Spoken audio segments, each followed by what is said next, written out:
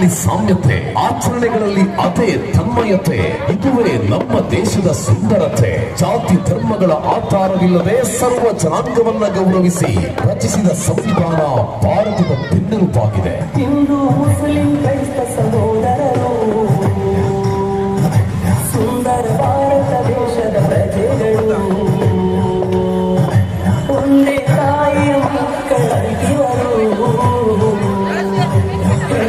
ದೇಶ ಪ್ರೇಮಿಗಳು ಇವರು. ಧಾರ್ಮಿಕ ನಂಬಿಕೆ ಸ್ವಾತಂತ್ರ್ಯ ನಮ್ಮಯ ಹಕ್ಕದು ಎಂದೆಂದು ನಿರಾಕರಿಸಲು ಇಲ್ಲವೆನ್ನಲು ಅನುಮತಿಸಲು ನಾವು ಎಂದೆಂದು. ಕೋಮುವಾದದ ಹುಚ್ಚಿನಿಂದ ಭಾರತ ದೇಶದ ಕಾಪಾಡೋಕೆ ಸೌಹಾರ್ದತೆಯ ಸರಪಳಿಯಾಗಿ ಬಂದಿದೆ SKSSF. ಭಾರತ ದೇಶ